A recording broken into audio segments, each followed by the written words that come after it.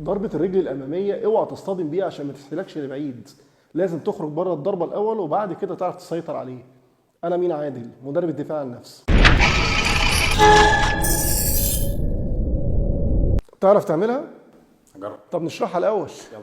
لو انت دلوقتي واحد داخل يضربك بالرجل في جسمك او في بطنك، تمام، الضربه الشهيره ضربه الفرونت في الوش، في وش الجسم، في البطن هنا، تخرج منها ازاي؟ رقم واحد، انا ما ينفعش ابقى واقف ورجليا مضمومه كده، لان انت كده هتاخد خطوتين عشان تعرف تطلع.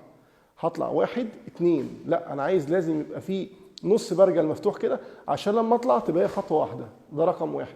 يعني خش كده تصوير بطيء، انا خرجت كده اهو وخدت الايد بايدي، خدت الرجل وانا خرجت خطوه واحده بس.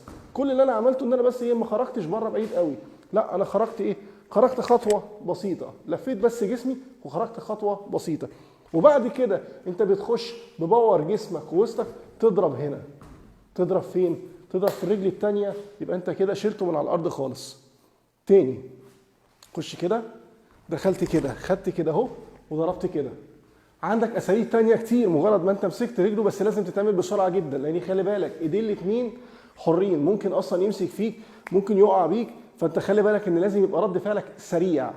انا مسكت الرجل تمام كده من الطرف، لازم يهضرب في الوش او يهضرب في الرجل عشان ارفعه من على الارض.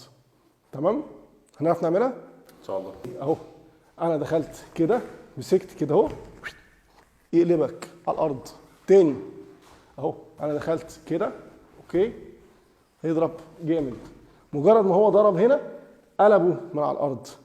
فدايما ضربه الرجل دي اول حاجه ان انا اخرج منها، وبعد كده نتفهم، نشوف هنصد ازاي، نشوف هسيطر عليه ازاي. بمنتهى البساطه بخرج من الضربه وبعد كده بتعامل مع الخصم.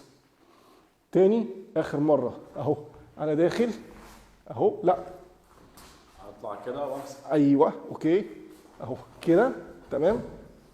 طيب لو هضرب برجلي الثانيه العكس، تخرج الناحيه الثانيه اهو كده بالظبط.